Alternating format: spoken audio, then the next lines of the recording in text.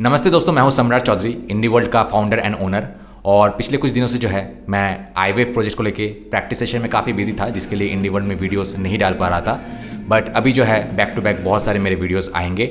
तो आज का जो वीडियो है एक कोरियन यूट्यूबर बेसिकली कुछ ही दिन पहले, एक हफ्ता पहले जो है उन्होंने इंडियन इलेक्शन प्रोसेस को जो है डिटेल में जाना, और लेट ही सही लेकिन उन्होंने जो है इसके बारे में एक बहुत अच्छा एनालिसिस जो है निकाला है। आपको इस वीडियो में जो है पता चलेगा, काफ़ी सारा रिसर्च किया है उसने, लेकिन उसमें कुछ कोरियन बायस जो होता है वो तो एज यूजुअल है ही। बट ओवरऑल जो है देखा जाए कंपेयर टू अदर कोरियंस, ये जो है थोड़ा बैलेंस था। और बहुत सारे नए इन्फॉर्मेशन जो है, कुछ नए इन्फॉर्मेशन भी जो है आपको इस वीडियो से जो है जानने को मिलेगा।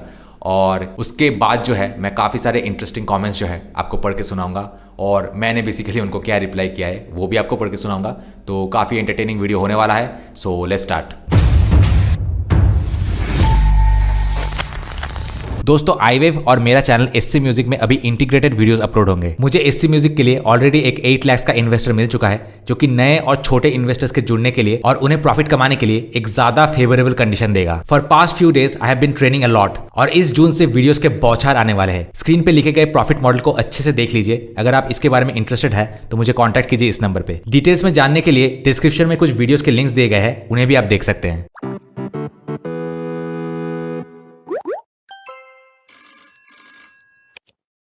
인도의 딜레마부터 얘기하고 भारतीय आम चुनाव समाप्त हुए काफी दिन हो चुके हैं।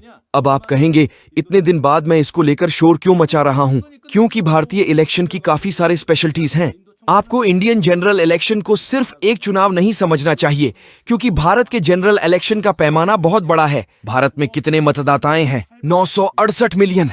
1 बिलियन मतदाताएं हैं। 1 बिलियन लोग वोट देते हैं, जबकि हमारे देश में मतदाताओं की संख्या अधिकतम 40 मिलियन है ना? How many times is it? लगभग 3 गुना अधिक मतदाताओं को मतदान करना था, और उन्होंने 44 डेज तक मतदान किया। क्या आप सोच सकते हैं ऐसा कौन सा चुनाव प्रक्रिया है जिसको समाप्त करने में 44 डेज लगे? आइए इसके बारे में डिटेल्स में जानते हैं। इंडियन इलेक्शन कमीशन के पास 44 डेज तक मतदान कराने के अलावा कोई विकल्प नहीं है। भारत में 1 बिलियन मतदाताएं रहते हैं, और देश का आकार कोरिया से 3 गुना ज्यादा है। 이 안에 내륙을 돌아다니려고 생각하면 भारत दुनिया का 7वां सबसे बड़ा देश है, और इसका एरिया भी बहुत बड़ा है। यदि आप अंतर्देशीय क्षेत्र में घूमेंगे तो भारत में आपको अलग अलग एथनिक ग्रुप्स देखने को मिलेंगे। डिफरेंट एथनिक ग्रुप्स की भाषा भी अलग अलग है। 대도시에만 सा람들이 사는 건 아니잖아. मोर ओवर, भारत में एक इलेक्शन प्रिंसिपल है। भारत का इलेक्शन प्रिंसिपल सरप्राइजिंगली ऐसा है कि किसी को भी वोट देने के लिए 2 किमी से अधिक यात्रा करने की आवश्यकता नहीं है। 하나씩인데 आप कैलकुलेट कीजिए कि इस इलेक्शन प्रोसेस को सक्सेसफुल बनाने के लिए आपको कितनी मैन पावर की आवश्यकता होगी। पूरे भारत में मतदान केंद्रों की संख्या 1 मिलियन है। 10 लाख मतदान केंद्रों पर मतदान स्थल की तलाश की जाती है। इस प्रक्रिया को कंप्लीट करने के लिए 1 सप्ताह लग सकता है। 그렇습니다. 우리 इंडियन नेशनल इलेक्शन कमीशन इस बात के लिए फेमस है कि मतदाता चाहे कहीं भी हो, उन लोगों को मतदान कराने में अंतिम प्रयास तक जाता है। भारत में वोटिंग प्रिंसिपल सीक्रेट है। 때문에 이것도 다 해주고요. 저 그렇게 생각하잖아요. 아니 भारत में रेजिडेंट रजिस्ट्रेशन कार्ड है, लेकिन रेजिडेंट रजिस्ट्रेशन कार्ड उतना अच्छा नहीं है। ये काम नहीं करता है। अगर एक व्यक्ति 2 बार वोट दे तो क्या होगा? 1 बिलियन लोग हैं, हम उन्हें कैसे अलग करें? डुप्लीकेट वोटिंग को रोकने के लिए भारत में एक बहुत ही सरप्राइजिंग एंड यूनिक प्रोसेस है। मैं भारत की इस अमेजिंग वोटिंग प्रोसेस की इमेजिन भी नहीं कर सकता कि एक बार आप जाकर वोट करें, इलेक्शन कमीशन को पता चल जाएगा कि किस व्यक्ति ने वोट दिया। मतदान होने के बाद ह्यूमन आई से ये निर्धारित करने का एक अमेजिंग तरीका है कि ये फिंगरप्रिंट उस व्यक्ति का फिंगरप्रिंट है या नहीं। मतदाता द्वारा मतदान समाप्त करने के बाद इलेक्शन कमीशन का एक एम्प्लॉई मतदाता के हाथ पर इंडेलिबल इंक लगाता है और हाथ के पीछे की त्वचा तक एक रेखा खींचता है। 그렇게 생각하면 안 돼. 무슨 소리냐? डुप्लीकेट वोटिंग रोका जा सकता है। फिर अगर आप घर में जाके साबुन से उस इंडेलिबल इंक को रिमूव करते हैं तो आप 2 बार मतदान कर सकते हैं, है ना? गलत। आप भारत को इतने हल्के में मत लीजिए। इंडेलिबल इंक को रिमूव करना उतना आसान नहीं है। एक बार जब वो इंक लग जाती है तो कम से कम 2 हफ्ता तक वो कभी नहीं उतरती। ये 2 हफ्ता पहले कभी नहीं निकलेगा। ये इंडेलिबल इंक मैन्युफैक्चरिंग का एक सीक्रेट फॉर्मूला है। भारत के इंक मैन्युफैक्चरर्स मुझे कभी नहीं बताएंगे कि वो कैसे ये इंक मैन्युफैक्चर करते हैं, पिछले 70 वर्षों से इसी पद्धति से चुनाव होते आ रहे हैं और यह कभी खत्म नहीं होता। ये रेफरेंस के लिए पैटेंट भी है और भारत इस इंक का एक्सपोर्ट भी करता है। तो क्या ये इंडेलिबल इंक हाथों से 2 हफ्ता बाद मिट जाएगा? Indelible ink preparation technology amazing है। इंडेलिबल इंक को मिटाया नहीं जाता है। जैसे ही न्यू सेल्स ओल्ड सेल्स का स्थान रिप्लेस करता है, इंक लगाई जाने वाली सेल्स नष्ट हो जाती हैं। जैसे कि ओल्ड सेल्स इंडेलिबल इंक से चिपक जाती हैं, तो जब तक न्यू सेल्स ओल्ड सेल्स में रिप्लेस ना होता है, तब तक वो डिसअपीयर नहीं होता। आप अपने नाखूनों के साथ क्या करते हैं? इंडेलिबल इंक को रिमूव करने में काफी लंबा समय लगता है, क्योंकि जैसे जैसे आपका नाखून बड़ा होता है, इसे काटना पड़ता है। ऐसा लगता है कि रेखा तब तक बढ़ती रहती है जब तक वो बड़ी होकर कट ना जाए। जैसे कि मैंने पहले बताया, इंडेलिबल इंक को 1950 के दशक में डेवलप्ड किया गया था और 70 वर्षों से इसका उपयोग किया जा रहा है। इस इंडेलिबल इंक को Delhi national research and development corporation द्वारा पैटेंट कराई गई और थाईलैंड, सिंगापुर और मलेशिया सहित दुनिया भर के 30 से अधिक देशों में एक्सपोर्ट किया गया और इस इंक का अभी भी एक्सपोर्ट किया जा रहा है। 했는지 바로 알 수 있어. 회사에 왔는데 어떤 놈이 이게 없어 그러면. भारत में बड़ी संख्या में इलिटरेट पॉपुलेशन है, लेकिन वे वोट कैसे देते हैं? ऐसा एस्टिमेटेड है कि टोटल पॉपुलेशन का 25% निरक्षर है। लेकिन अगर आप भारतीय बैलेट पेपर को देखें, तो प्रत्येक पॉलिटिकल पार्टी के वेरियस पिक्चर्स, पैटर्न्स और सिंबल्स डिस्प्ले होते हैं। ऐसा इसलिए क्योंकि बहुत से लोग ऐसे हैं जो पढ़ नहीं सकते। तो कैंडिडेट को क्या करना चाहिए? अगर आप भारत जाते हैं और निर्वाचित होना चाहते हैं, तो क्या ये ठीक है कि आप एक फेमस पॉलिटिशियन के सिमिलर एक्ट करें?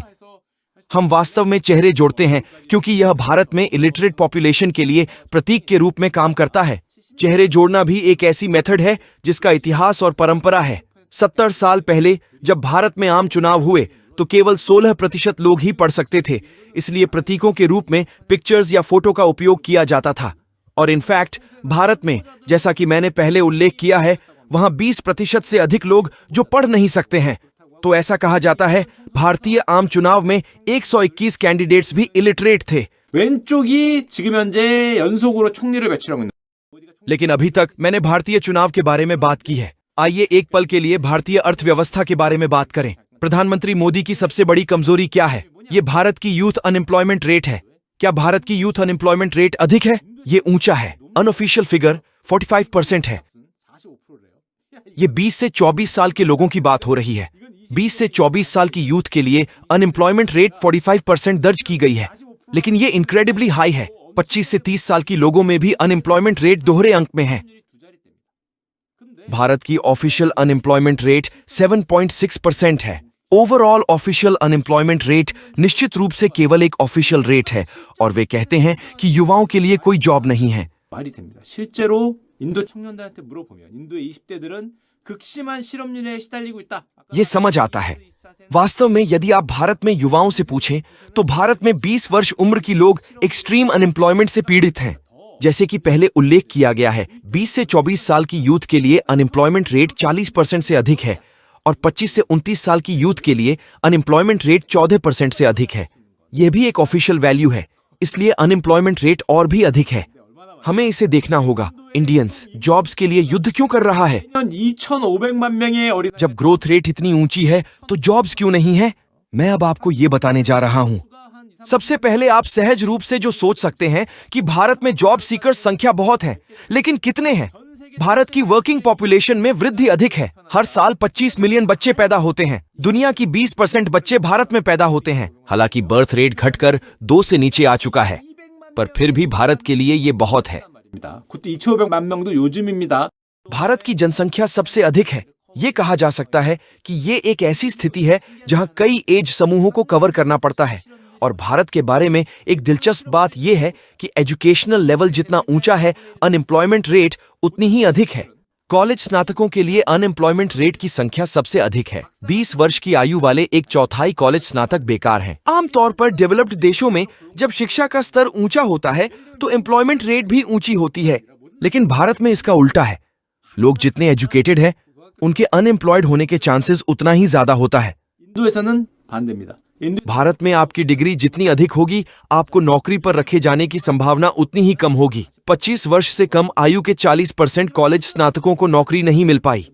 구해요. 직장을 못 구한 비율이 ऐसा इसलिए है क्योंकि मैन्युफैक्चरिंग इंडस्ट्री जो रोजगार प्रदान कर सकता है वो इंडिया में अभी भी सक्सेसफुली ग्रो नहीं हुआ है। 국가, 뭐 광업 국가 समस्या ये है, जैसे कि कहा जाता है, भारत ने असल में मैन्युफैक्चरिंग इंडस्ट्री को छोड़ दिया और तुरंत सर्विस इंडस्ट्री में मूव कर गया। मुझे लगता है कि इंडिया सर्विस इंडस्ट्री पर बहुत अधिक डिपेंडेंट हो गया है। अगर आप देखें तो अतीत में आपने made in China, made in Korea और मेड इन जापान के बारे में सुना होगा, लेकिन आपने वास्तव में मेड इन इंडिया के बारे में नहीं सुना है। अगर कंट्री के हिसाब से मैन्युफैक्चरिंग और जीडीपी का अनुपात देखें तो भारत का अनुपात बहुत कम है, ये 10% रेंज के आसपास में है। ये चीन के आधे से भी कम और कोरिया के भी आधे से भी कम है। इंडिया में मैन्युफैक्चरिंग इंडस्ट्री इसलिए डेवलप नहीं हुआ क्योंकि इंडिया सर्विस इंडस्ट्री पर बहुत अधिक डिपेंडेंट हो गया है।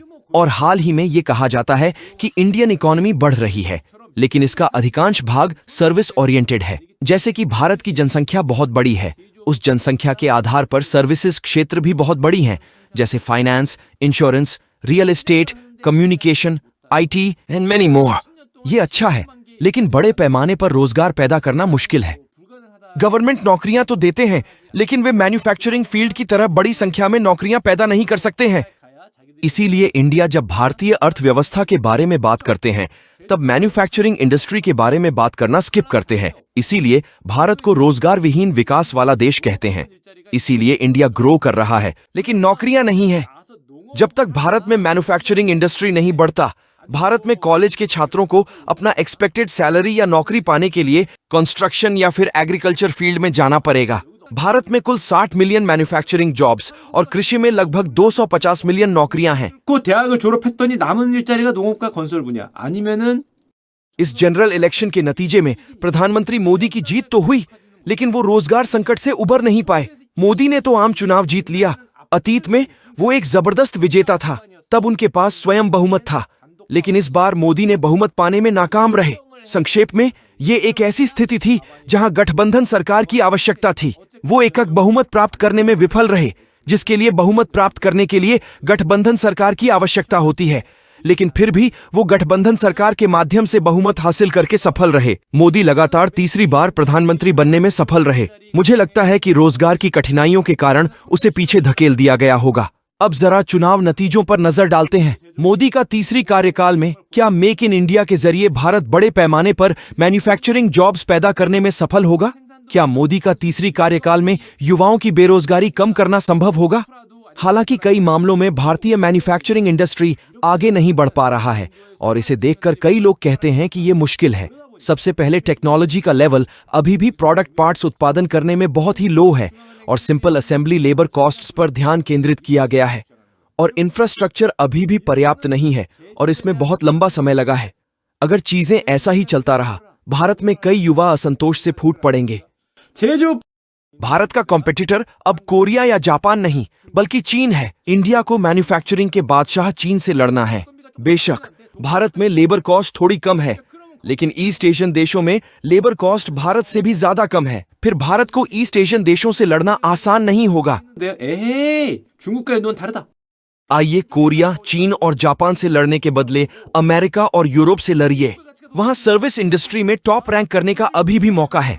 इंडिया एक टॉप सर्विस इंडस्ट्री कंट्री है जो मैन्युफैक्चरिंग को छोड़कर यूनाइटेड स्टेट्स और यूरोप के वर्ल्ड टॉप कंपनीज से compete कर सकता है। इसके अलावा भारत अंग्रेजी बोल सकता है और इंटरनेट की दुनिया में माहिर है, इसलिए वर्ल्ड सर्विस इंडस्ट्री में टॉप रैंक करने में इंडिया का कोई विकल्प नहीं है। ऐसा कहा जा सकता है कि भारत करंट सिचुएशन में दरअसल मेक इन इंडिया और मैन्युफैक्चरिंग के मामले में कोरिया और चीन के फुटस्टेप्स की अकॉर्डिंग चलने की कोशिश कर रहा है। भारतीय युवाओं को भारी बेरोजगारी संकट का सामना करना पड़ रहा है क्योंकि मैन्युफैक्चरिंग इंडस्ट्री अभी भी भारत में टिकने में असमर्थ है।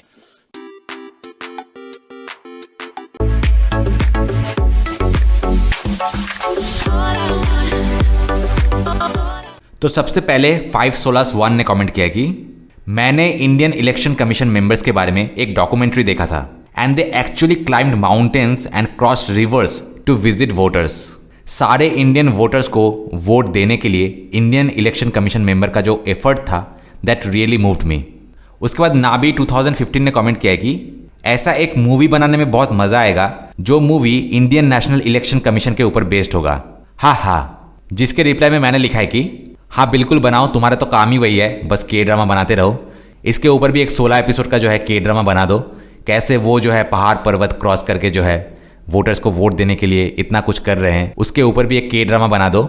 लेकिन अगर वो घिसा पिटा स्टीरियोटाइप जो है, वही स्लम्स दिखाना, वही जो है बायस्ड रिपोर्ट दिखाना और इंडिया का सिर्फ खराब साइड दिखाना, अगर वही चीज़ जो है फिर से तुमने इस ड्रामे में भी मेंटेन किया ना, तो याद रखना, तो जिस तरीके से हमारे इलेक्शन कमीशन के मेंबर जो है वोट लेने के लिए 7 समंदर 13 नदी पहाड़ पर्वत पार करके गए थे ना, उसी तरीके से सारे बॉर्डर सारे बाधाएं पार करके जो है वो साउथ कोरिया में तुम्हारे घर में जाके पेलने के लिए भी जो है ये सारे सरहदें पार कर सकते हैं, ये भी याद रखना। उसके बाद XS ने कमेंट किया कि ये एक मिरेकल ही है कि इंडिया इतना एक बड़ा डेमोक्रेसी जो है मेंटेन करके रखा हुआ है without any coup, despite the population size and the gap between rich and poor. बात सिर्फ साइज की नहीं है, साइज चाइना की भी बड़ी है, लेकिन चाइना जैसे बड़े देश में हर चाइनीज को जो है वो एक ही बेसिकली एक दूसरे का कार्बन कॉपी बनाना चाहते हैं and still they can't maintain a democracy. लेकिन इंडिया में जो है इतने टाइप्स के लोग हैं, मैं अभी नॉर्थ ईस्ट इंडिया में हूँ और लिटरली सबसे ज़्यादा वेरिएशन लोगों का जो है शायद यहीं पे है या फिर दूसरी जगह में भी हो सकता है, लेकिन मैं जो है इसे अपफ्रंट एक्सपीरियंस कर रहा हूँ। मैं भी कोलकाता से हूँ वैसे, तो वहाँ पे भी डिफरेंसेस है लेकिन इतना ज़्यादा नहीं। यहाँ पे जो है नॉर्थ ईस्ट में हर 2 किलोमीटर के बाद अलग जनजाति, उनके अलग भाषा, अलग लुक्स, हर चीज़ जो है इतना डिफरेंस है, इतना वैरायटी है और इतना डाइवर्सनेस जो है, लिटरली अगर कोई नॉर्थ ईस्ट इंडिया में आए तो मतलब उसको नॉर्थ ईस्ट इंडिया एक्सप्लोर करते करते ही मतलब पूरा अपना ज़िंदगी जो है उसका बीत जाएगा। उसके बाद रॉकेट 78341 ने कमेंट किया कि इट्स रियली ट्रू कि इंडिया सच में एक डेमोक्रेसी है। लोगों को साउथ कोरिया जैसे देश को रोल मॉडल नहीं मानना चाहिए। कोरिया की तरह बहुत सारे दूसरे देश भी जो है मिडिल इनकम ट्रैप में फंस चुके हैं, जहां पे जनरल पॉपुलेशन का इनकम जो है एक फिक्स्ड प्लेटो में जो है अटक के रह गया है, उससे ज़्यादा वो नहीं कर पाते हैं। इनफैक्ट वियतनाम भी जो है वो भी कोरिया का ही मॉडल है और वहाँ पे भी जो है हालत सेम ही है। बहुत सारे इंडियंस जो कि इस टाइम ये वीडियो देख रहे हैं उनके लिए ये बिलीव कर पाना मुश्किल है, but they really don't know कि इंडिया में जो है कितनी खुली छूट है। पर्सनली मैं बहुत सारे लोगों को जानता हूँ जो कि स्क्रैच मतलब बिल्कुल गरीब थे, लेकिन उन्होंने खुद जो है अपना बिजनेस जो है वो इस्टेब्लिश किया और आज जो है कितने टॉप पोजीशन पे चले गए हैं। तो ये जो है हर देश में ही होता है, लेकिन कोरिया, जापान या फिर बहुत सारे दूसरे देश में जो है ये कर पाना कंपेयर टू इंडिया जो है वो मुश्किल है, वो ज़्यादा मुश्किल है उधर में। हाँ, वो दूसरी बात है कि मिलीनियर बनने के बाद जो है काफ़ी सारे लोग जो है काफ़ी सारे मिलीनियर्स इंडिया को छोड़ रहे हैं, लेकिन ओवरऑल जो मिलीनियर या फिर बिलियनियर बनने की जो प्रोसेस है, जितना मैंने देखा है कि वो जो है इंडिया में बनना कंपैरेटिवली बहुत सारे दूसरे देशों से, सो कॉल्ड डेवलप्ड देशों से जो है आसान है इधर में।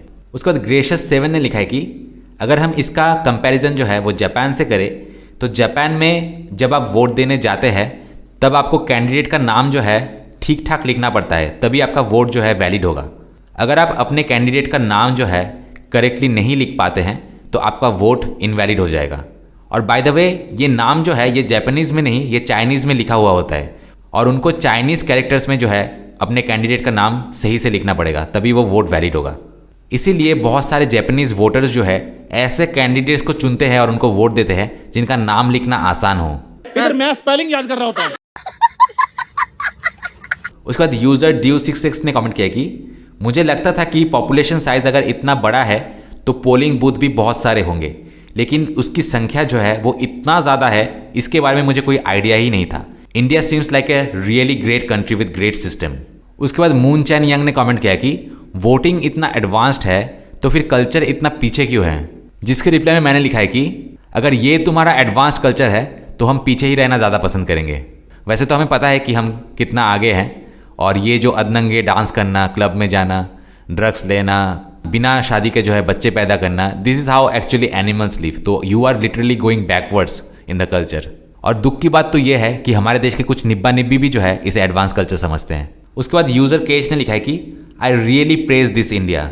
उसके बाद इलबैनिक ने कमेंट किया कि it's a great country that maintains its democratic system with tenacity. उसके बाद यूज़र DF ने कमेंट किया कि इंडिया की सर्विस इंडस्ट्री में बहुत बड़ा पोटेंशियल है।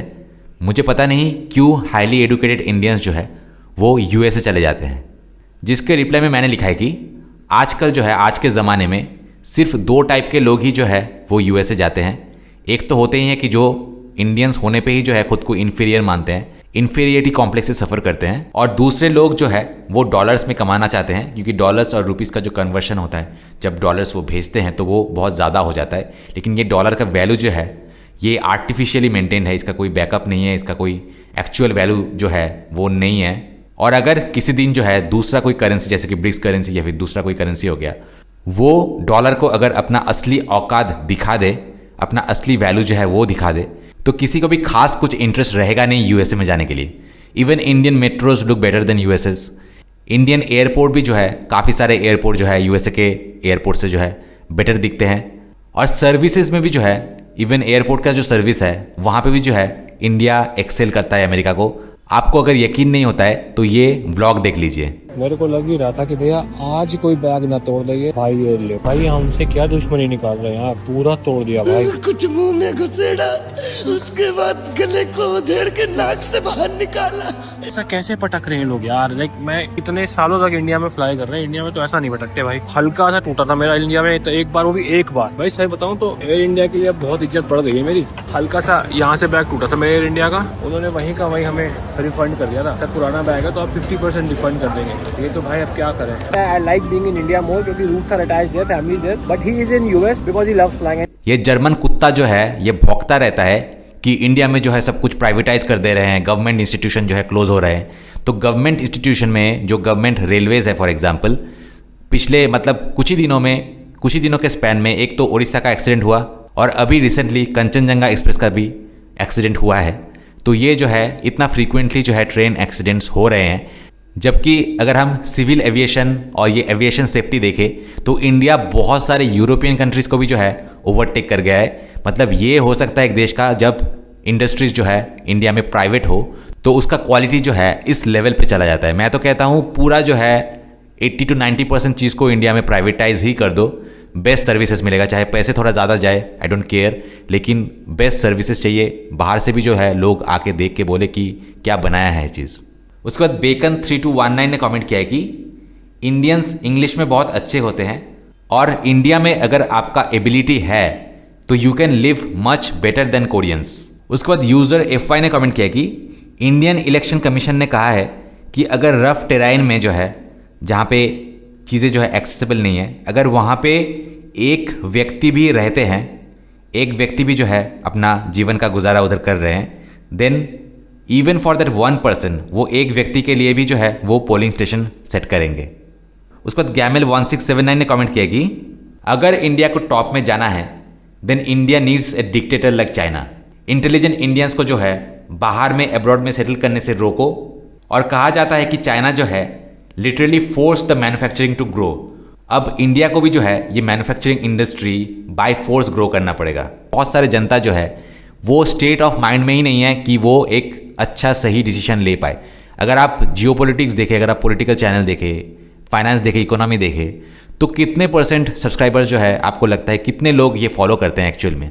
कितने लोग अपने देश में सही तरीके से जो है कौन से डिसीजन से क्या फ़ायदा होगा इसका एक्चुअल ट्रैक रिकॉर्ड रखते हैं? इंटरनेशनल रिलेशन और जियोपॉलिटिक्स के, इवन कोई भी पॉलिटिक्स रिलेटेड चैनल में जो है 80% सब्सक्राइबर, 80% जो व्यूअर्स होते हैं मेल्स होते हैं, सिर्फ 20% फीमेल्स होते हैं। मतलब 80% फीमेल जो है वो तो वैसे भी आइसोलेटेड है, उनको एक्चुअली पॉलिटिक्स के बारे में कुछ भी नहीं पता।